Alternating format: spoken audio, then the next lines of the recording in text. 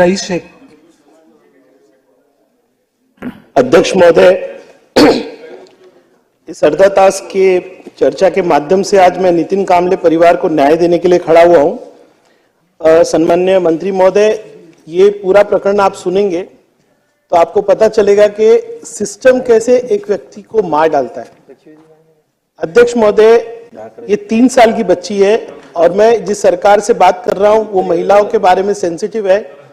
वो महिलाओं को अपनी लाड़की बहन, लाड़की बच्ची बोलती है, लेकिन एक आमदार होने के बाद भी 1 साल में से मैं इस परिवार को न्याय नहीं दिला पा रहा। अध्यक्ष महोदय, मूल प्रश्न ये है कि भिवंडी में एक सनलाइट हॉस्पिटल है जिसमें 13/6 सुबह 8 बजे एक चलती फिरती बच्ची जिसको सिर्फ मैल न्यूट्रिशन और एपेटाइट लॉस यानी कि वो खाना नहीं खा पा रही है, ये विषय पे हॉस्पिटल में एडमिट किया जाता है। अध्यक्ष महोदय, मैं सनलाइट को विजिट कर चुका हूं और मैं आज सिस्टम के बारे में ऐसी बातें करने बताऊंगा आपको कि ऐसी कितनी बच्चियां, ऐसे कितनी कुमारी श्रद्धा नितिन कामले, यहां तक उनका विषय पहुंच नहीं पाता। अध्यक्ष महोदय, मैल न्यूट्रिशन के विषय पे वो एडमिट हुई, रात में उसको एक साथ 3 इंजेक्शन दिए जाते हैं और मैं बहुत जिम्मेदारी से कह रहा हूं, एक अनट्रेन्ड नर्स, मैं आपको उसका पता, उसकी सारी डिटेल दूंगा। वो बच्ची बेचारी वो नर्स के लिए काम कर रही थी 6,000 रुपए में। वो 10वीं पास है। उसने उसको लगातार 1, 2, 3 लगातार इंजेक्शंस दे दिए क्योंकि प्रिस्क्रिप्शन और सब कुछ फोन पे हो रहा था। बिल्कुल वो बच्ची की प्रकृति खराब हुई, 1.5 घंटे में उसकी मृत्यु हो गई। अध्यक्ष महोदय, इसकी तकरार उसी वक्त उसी दिन पुलिस स्टेशन में की गई, दूसरे दिन महानगर पालिका के आयुक्त को की गई और स्वतः मुख्यमंत्री को जो इसकी तकरार जो है की गई, उसकी डेट भी है कुछ 25 या 26 तारीख को। लेकिन लक्षवेदी लगने के बाद आप देखिए खुद महानगर पालिका के उत्तर में कि लक्षवेदी लगने के बाद 5/7 को एक मेडिकल ऑफिसर जाके उसको विजिट करता है। मेरा पहला क्वेश्चन है कि ये नर्सिंग होम जो रजिस्ट्रेशन होता है उसमें क्या होता है, वो आपको भी मालूम है, मुझे भी मालूम है। हमारे यहाँ पे आईजीएम अस्पताल है, उसमें सुविधा नहीं है, गोर गरीब वहां जाते हैं, उनको ट्रीटमेंट नहीं मिलता करके छोटे छोटे ये नर्सिंग होम में लोग ट्रीटमेंट लेते हैं।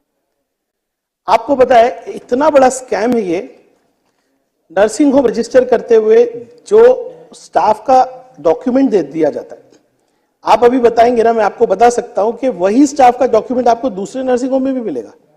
मतलब ये धंधा है कि मैं डॉक्टर हूं, मैं नर्स हूं, मैं सनलाइट में भी काम कर रहा हूं और मैं सनसेट में भी काम कर रहा हूं। और जब 5/7 को विजिट हुई तो महानगर पालिका रिकॉर्ड में क्या कहता है कि हमको जो डॉक्यूमेंट दिए गए वो ट्रेन स्टाफ है।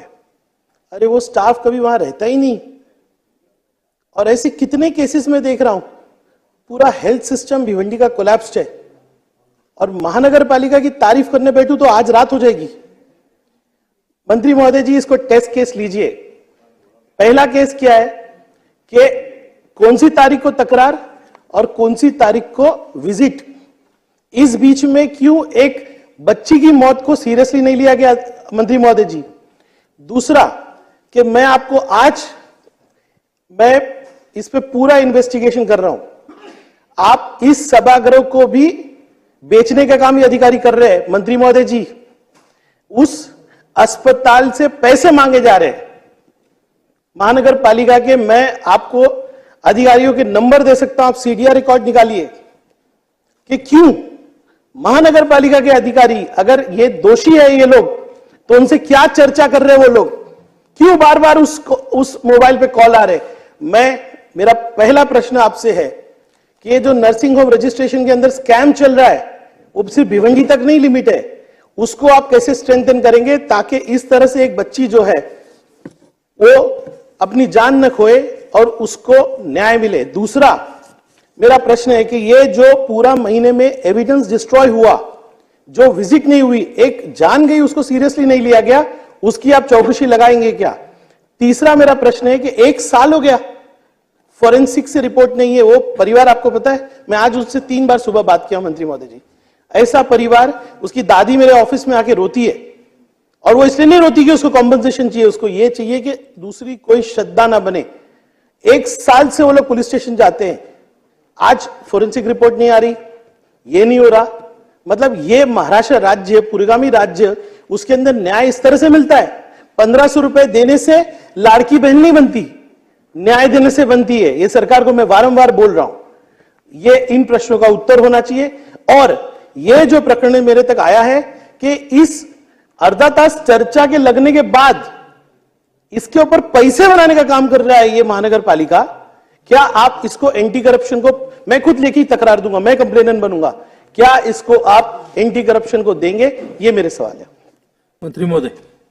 अध्यक्ष महोदय, सन्मान्य सदस्यांनी ज्या मुलीबद्दल या ठिकाणी प्रश्न मांडला त्या मुलीचं नाव देखील सांगितलं की श्रद्धा नितीन कांबळे असं आहे. फॉरेन्सिकचा रिपोर्ट आलेला नव्हता, परंतु फॉरेन्सिकचा रिपोर्ट आलेला आहे. तो जे सांगतो ना जे मध्ये जाईल, त्याच्यानंतर सिव्हिल सर्जनच्या कमिटी समोर येईल आणि त्याच्यानंतर ते योग्य आहे की अयोग्य आहे ह्याच्यावर निर्णय केला जाईल. परंतु सन्मान्य सदस्य, जर या सगळ्या ह्याच्यामध्ये सदस्यांनी सांगितलेली गोष्ट खरी असेल की आता ही लक्षवेधी आल्यानंतर महानगरपालिकेचे अधिकारी कुठच्या ना कुठच्या मार्गाने जर पैशाची मागणी करत असतील, भ्रष्टाचार करण्याचा प्रयत्न करत असतील, तर त्याची सखोल चौकशी केली जाईल. विभागीय आयुक्तांच्या अध्यक्षतेखाली समिती नेमून याची चौकशी केली जाईल.